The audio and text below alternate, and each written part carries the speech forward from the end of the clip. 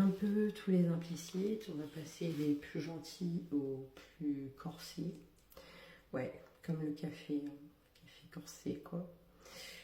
Enfin bref. Le fait, par exemple, que vous ayez une peau hâlée et que vous habitez dans les pays où la population majoritaire est blanche, comme en métropole, par exemple. Vous allez vous recevoir des questions du mode vous venez d'où? Moi, je suis née en France. Donc le vous venez d'où? Et surtout quand vous allez aller, en fait, c'est par rapport à votre carnation, votre couleur.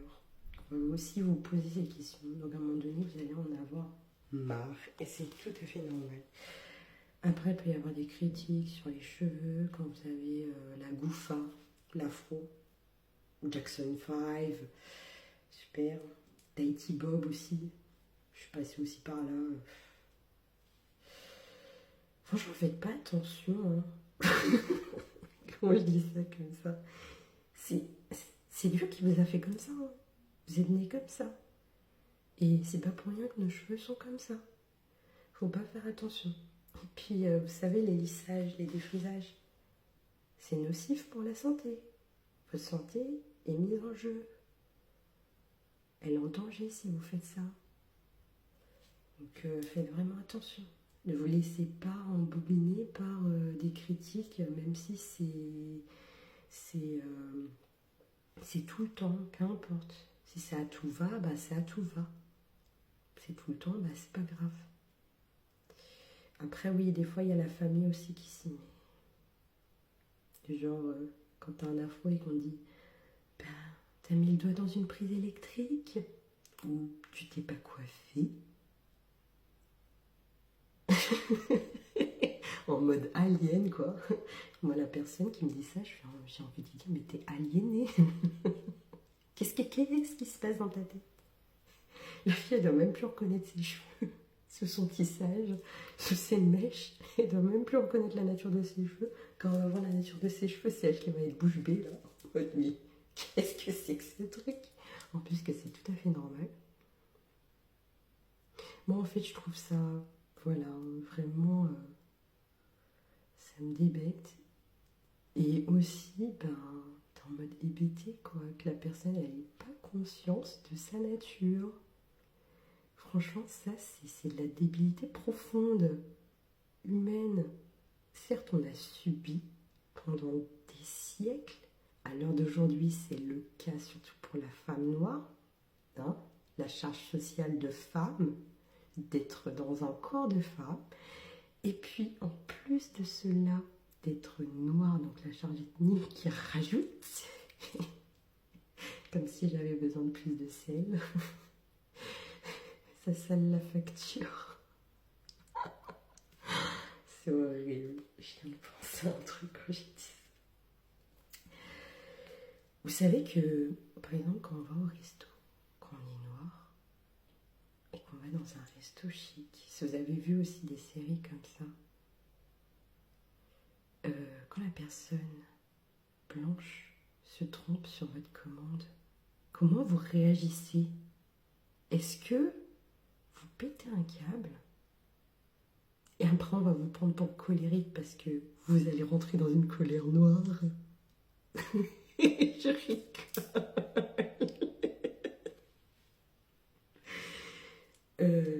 Et puis, pour des sauvages aussi, du genre, ah mais vous connaissez pas les codes sociaux de toute façon. Nous, on est comme ça, bourge prout-prout, des bobos. Ou vous savez faire une réflexion. En fait, moi, je suis tellement noire métropolitaine, franchement, j'ai tellement de sang noir à revendiquer. Ça bouillonne, ça bouillonne. Ça arrête pas de bouillonner. Et du coup, bah, moi, je fais une remarque.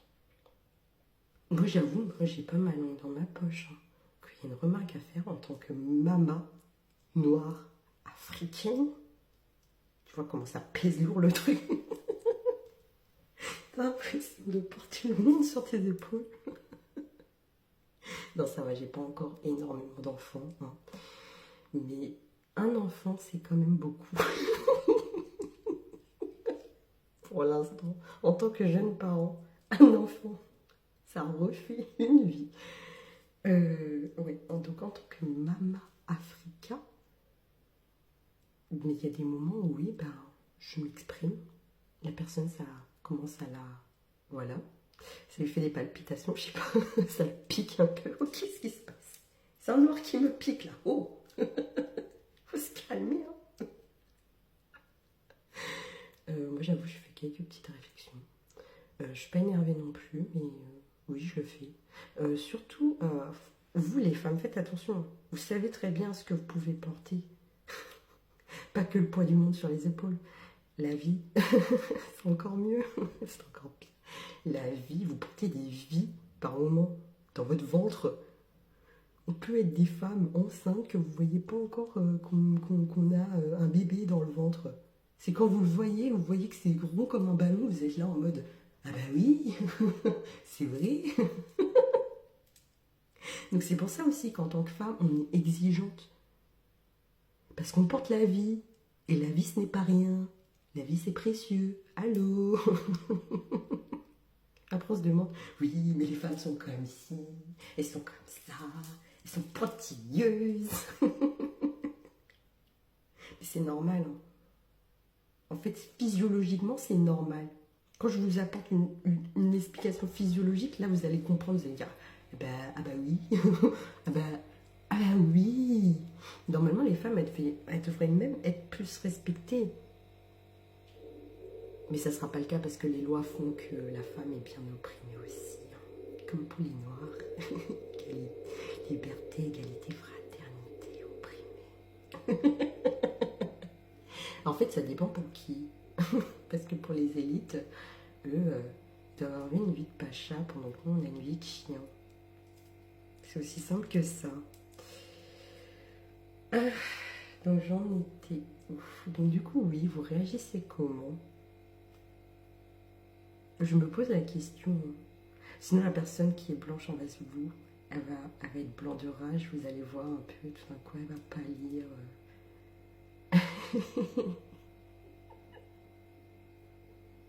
Je sais pas. Enfin, bref. Du coup, ouais.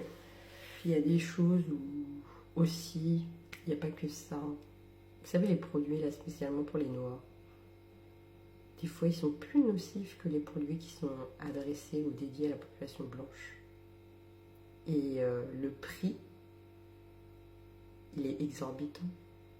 T'as l'impression qu'il est au max. Un peu comme les taxes d'outre-mer. Hello, je suis à La Réunion. Comment il est avec les taxes? Ça, c'est bien. Je rigole, mais franchement, c'est pas drôle. Vous savez très bien, j'ai un humour noir très pointueux. Enfin bref, pointueux. Pointilleux pour certains, dérangeant pour certains aussi, dérangeant aussi pour certains noirs qui ont un peu peur d'une femme noire comme moi. Pourtant, je suis qu'une femme. Hein. Franchement, je suis qu'une femme. Hein. Avec l'intonation que ça donne, ça fait bizarre. Non, je réfléchis beaucoup pour mon enfant en fait. C'est pour ça. Moi, je préfère largement endosser la responsabilité, que ce soit elle qui endosse cette responsabilité-là, et lui faire comprendre les implicites en moins de deux. Comme ça, elle comprend que s'il y a une personne qui se moque à gorge déployée sans qu'elle le voie forcément d'elle, voilà. En mode implicite, tu sais, genre... allez, on joue à cache-cache. Enfin bref. Qu'elle arrive à le comprendre, à le discerner, à le savoir d'elle-même. C'est ce que je souhaite. Après, bien entendu, c'est le gouvernement qui a fait que l'éducation soit comme ça. Donc nous, pour nous les Noirs, on redouble ou on regorge un peu plus de créativité par rapport à l'éducation de nos enfants. Comment ils vont faire face au racisme, tout simplement. Que ce soit par rapport à la couleur, Des fois aussi, parce qu'on prend pour mulâtre, pour métisse, il y a des trucs, des fois, waouh. Il y a aussi ce jeu de teintes, de carnation qui revient à la mode, soi-disant. Mais toi, t'es un petit peu plus clair. Hein. Tu vois, exprès pour placer la discorde entre les métis et les noirs. Hein. Aussi au niveau des cheveux. Waouh, t'as de beaux cheveux, ils sont un peu bouclés, mais pas trop. Ils sont bien, franchement. Ils sont un peu volumineux, mais pas trop. Et puis, oh, les métis aux yeux bleus. Hitler aussi aimait les yeux bleus. Les blonds aux yeux bleus.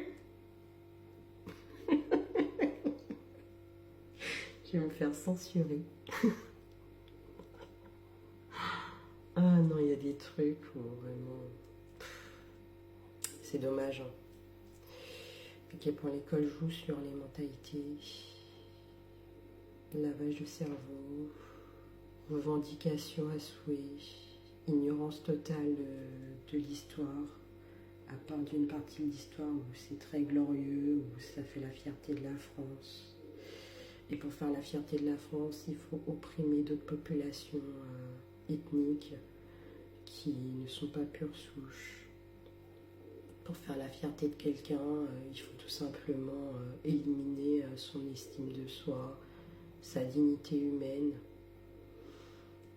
Enfin, c'est un peu dégueulasse, quoi. Pas qu'un peu. Ça donne envie de gerber, hein. Des gobiers, littéralement. Il y a un cheveu dans la soupe, c'est tout ce que je vois. Bah après, il y a certaines personnes, elles cherchent la bête noire aussi. Hein. Faut pas se leurrer, hein. Faut pas se tromper là-dessus, franchement. J'adore dire ça parce que je suis noire et je dis, je cherche la bête noire. Donc quand je me mets dans une colère noire, c'est puissant.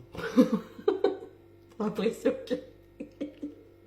La bête furieuse en moi, d'être, tu vois, un animal, de faire ressortir l'animalité contre l'animosité, contre la méchanceté gratuite, des trucs comme ça. Enfin bref, il y a des moments, ouais, franchement, on te pousse à bout de nerfs. Courage, hein. Franchement, faut prendre ça avec des pincettes et de l'humour noir. Hein. Après, j'avoue, maintenant, comme je suis à La Réunion, je subis pas trop, mais je subis quand même parce qu'on me prend pour une mahoraise direct d'emblée, quoi. C'est même pas on me demande, c'est direct. Mahoraise. Et aussi, hein, vous savez très bien que les Maoris subissent quand même. Beaucoup moins, mais ils subissaient. Ah ouais, beaucoup moins, mais voilà. Toujours pour diviser, pour mieux régner. Par rapport à l'économie, les RSA, les allocations, ils viennent que pour ça. Pendant que les Maoris viennent, ils vident leur pays de leur présence, de leur peuplement. Et puis, c'est à la merci des Français. Hein. Franchement, ça va être ça. Moi, je me dis des fois, à La Réunion, là, quand on va dans les villes touristiques, vous savez, you know, hein, quand on dit touristique, Zoreilland, voilà, l'architecture, les routes et tout. Vous voyez comment c'est beau quand même. Après, c'est très commercialisé, industrialisé, mais il y a certaines villes où voilà, franchement, il y a une résonance. Quand tu entends touristique, tu vois très bien que la ville, elle est parfaitement, de manière architecturale, elle est parfaitement exécutée, elle est parfaitement réalisée. Il y en a d'autres où c'est un peu le ghetto. Pourquoi? Parce qu'on sait très bien quel type de population vit là-bas. C'est des populations ethniques, des populations migrantes, voire des Réunionnais, mais voilà, ils sont assimilés à ces populations-là, tout simplement. Donc, faites attention, ne vous laissez pas forcément endoctriner comme ça. Faut vraiment essayer d'avoir une certaine ouverture d'esprit. C'est très dur, parce que moi aussi, hein, j'ai baigné dans cette mentalité européo-centrée. Hein. J'ai une mentalité industrialisée. Hein. C'est ça aussi qui fait qu'on est des gros bébés de surconsommation. On ne sait même plus faire la cuisine. Il y a nos ancêtres, eux, ils se débrouillaient tout seuls. Hein. Franchement, Dans les tribus et tout, ils se débrouillaient tout seuls. C'était des grands garçons, des grandes filles, hein, comparé à nous. Vraiment, on a été réduits, même au niveau des tâches. Et j'ai l'impression que au niveau des tâches, on va pas dire tâches ménagères, mais au niveau des tâches qui consolident une vie de famille, une vie harmonieuse pour la famille, ça aussi, ça nous a été retiré. Retiré pour une vie plus moderne, soi-disant plus active, j'en sais rien. Mais en vrai, c'est pas normal.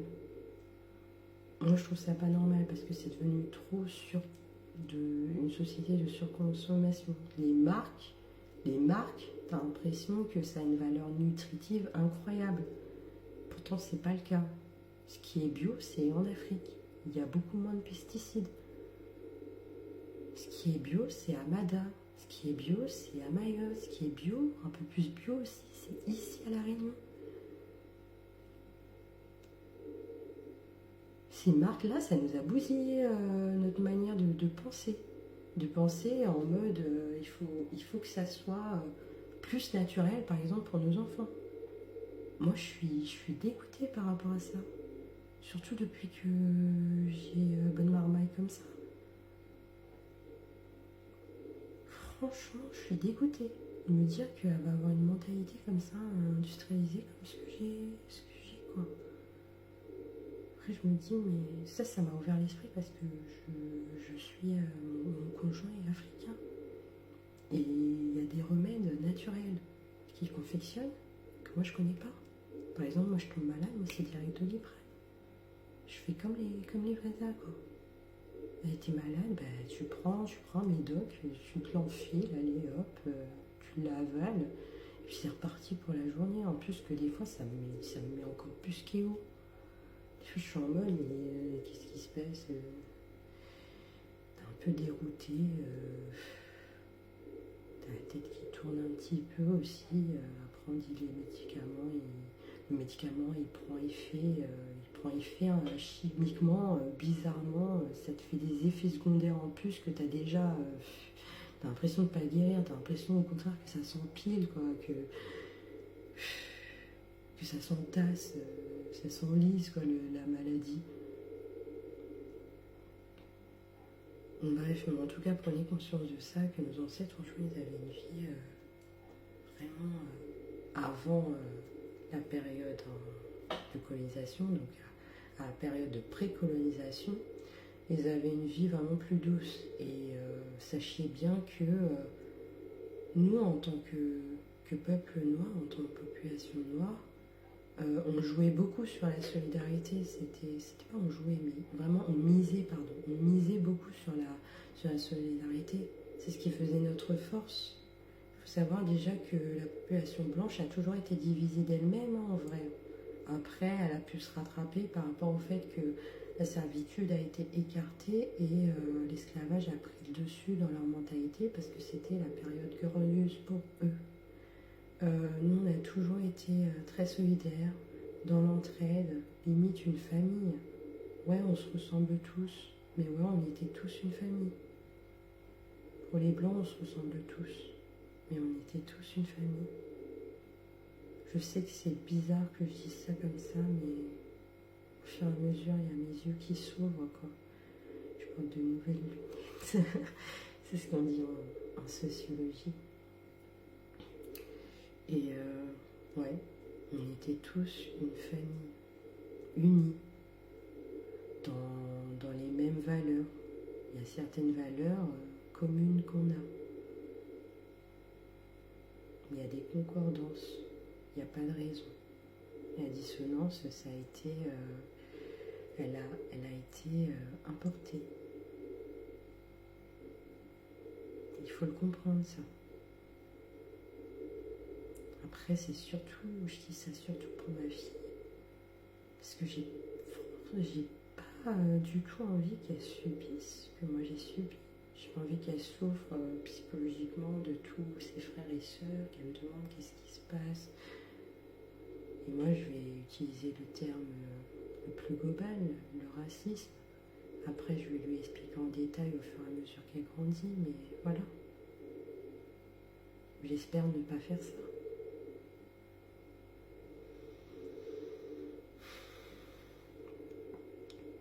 J'espère clairement qu'on va reprendre notre humanité en tant que peuple noir.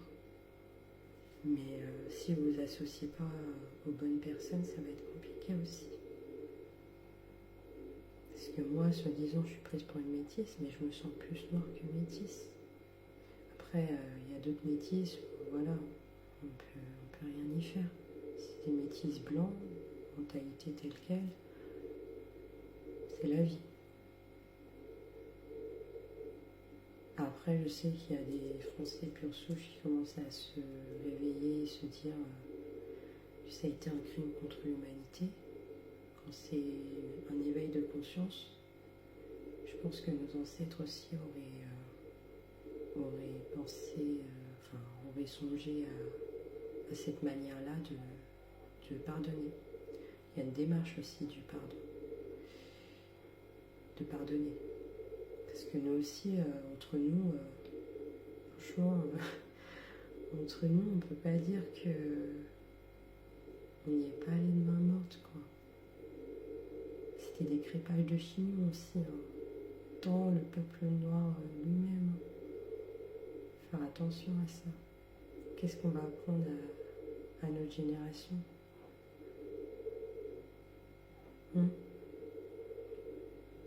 Je me pose la question.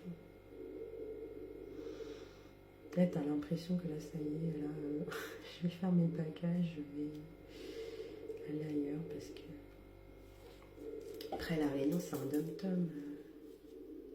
Mais c'est toujours là, le territoire des Français. Jusqu'à quand, j'en sais rien. Et qui va obtenir quoi, j'en sais rien. Je sais qui veut obtenir quoi, mais qui va l'obtenir. Même là en Martinique, là, je sais pas comment ça va se passer. C'est vraiment l'éveil de conscience, c'est un feu sacré. Un feu sacré qu'on ne peut pas arrêter. Là, il s'est propagé de l'Afrique au niveau des dom-toms. Ça veut dire là, ça y est. On a pris conscience en tant que peuple noir qu'on est tous des frères et sœurs. Qu'on doit s'entraider. C'est une dinguerie. Allez, courage.